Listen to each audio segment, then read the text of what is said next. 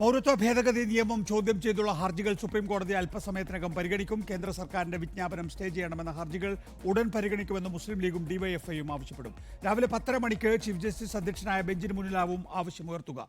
CAA ചട്ടങ്ങൾ മരവിപ്പിക്കണമെന്നാവശ്യപ്പെട്ട് രമേശ് ചെന്നിത്തലയും supreme കോടതിയിൽ ഹർജി നൽകി.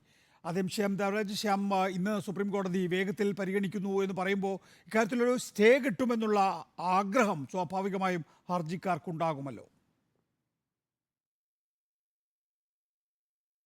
MP ദിനേശ് കുമാർ, അത്തരമൊരു ആഗ്രഹം ഹർജിക്കാർക്കുണ്ട്. പക്ഷേ ആഗ്രഹം എത്രത്തോളം സാധ്യമാകുമെന്നതാണ് പ്രശ്നം. കാരണം കീഴ്വഴക്കം അനുസരിച്ച് അല്ലെങ്കിൽ സുപ്രീം കോടതിയുടെ മുൻകാല നിലപാടുകൾ അനുസരിച്ച് ഏതെങ്കിലും ഒരു നിയമം സ്റ്റേ ചെയ്യുക എന്നത് സാധാരണ പതിവില്ല.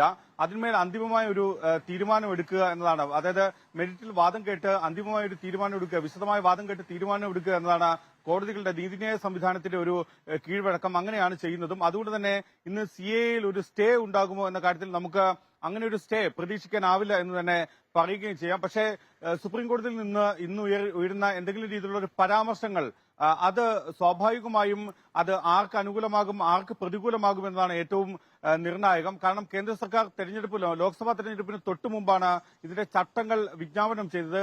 പൗരത്വ ഭേദഗതി നിയമത്തിന്റെ ചട്ടങ്ങൾ കഴിഞ്ഞ ദിവസം വിജ്ഞാപനം ചെയ്തത്. അതിന് തൊട്ടു പിന്നാലെയാണ് ഡിവൈഎഫ്ഐ ഇന്നലെ ഇത് സുപ്രീം കോടതിയിൽ വിഷയം അടിയന്തരമായി പരിഗണിക്കണമെന്ന് ആവശ്യപ്പെട്ടത്. 2019 പൗരത്വ ഭേദഗതി നിയമം കൊണ്ടുവരുന്നത്. 2024 മാർച്ചിൽ കഴിഞ്ഞ ദിവസം അതിന്റെ ചട്ടങ്ങൾ വിജ്ഞാപനം ചെയ്യുകയും ചെയ്തു. 2020 തന്നെ ഇതുമായി ബന്ധപ്പെട്ട ഹർജികൾ സുപ്രീം കോടതി ഫയലിൽ സ്വീകരിച്ചിരുന്നു. ഏതാണ്ട് 200-ലധികം ഹർജികളാണുള്ളത്.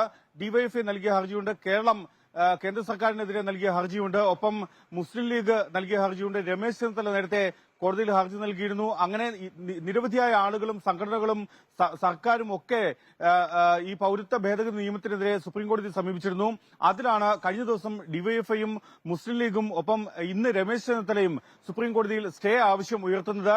രണ്ട് ആവശ്യങ്ങളാണ് ഈ ഹർജിക്കാർ ഇന്ന് സുപ്രീം കോടതിയിൽ ഉയർത്തുന്നത്. ഒന്നാമത്തേത് പൗരത്വ ഭേദഗതി നിയമത്തിന്റെ ചട്ടങ്ങൾ അടിയന്തരമായി സ്റ്റേ ചെയ്യണമെന്നതാണ് ഏറ്റവും ഒന്നാമത്തെ ആവശ്യം. രണ്ടാമത്തെ ആവശ്യം പൗരത്വ ഭേദഗതി നിയമത്തിന്മേൽ അടിയന്തരമായി ഭരണഘടനാ ബെഞ്ച് വാദം കേൾക്കണമെന്ന് എന്ന ആവശ്യം കൂടി ഉയർത്തുന്നുണ്ട്. ഇത് രണ്ട് ആവശ്യങ്ങളിൽ എന്ത് നിലപാടാണ് ഇന്ന് സുപ്രീം കോടതിയിൽ നിന്നുണ്ടാവുക എന്നതാണ് ഏറ്റവും പ്രധാനം.